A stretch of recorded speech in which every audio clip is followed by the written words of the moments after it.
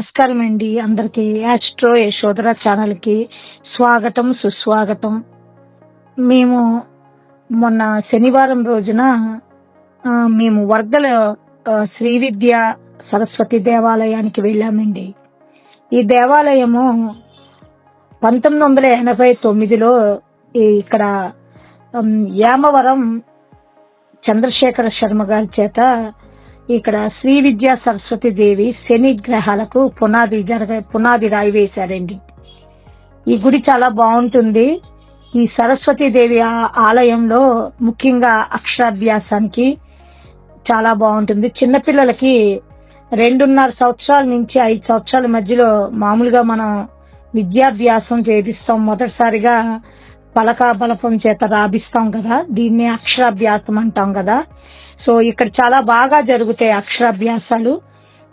ఇది హైదరాబాద్ నుంచి మనం 1 గంట లోపల ఈ వర్గలు మనం చేరగలుగుతామండి. ఇక్కడ అమ్మవారిని ప్రతిరోజు కూడా సాయంత్రం 6 తర్వాత 6 నుంచి 7 మధ్యలో ఇక్కడ శ్రీచక్ర పూజ కూడా జరుగుతుందండి. చాలా మందికి ఈ విషయం తెలీదు.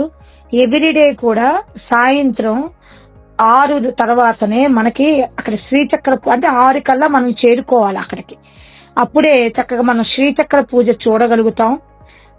అమ్మవారి యొక్క ప్రసాదాన్ని ఎవ్రీడే కూడా చాలా ఈ శ్రీచక్ర పూజ తర్వాత ఇవ్వడం జరుగుతుంది మనకి.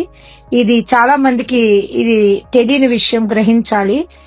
7:30కే రాత్రి ఇక్కడ గుడి మూసివేస్తారు. ఈ శ్రీచక్ర పూజ అవ్వగానే ఈ గుడిని దేవాలయాన్ని ఇంకా మూసివేస్తారు.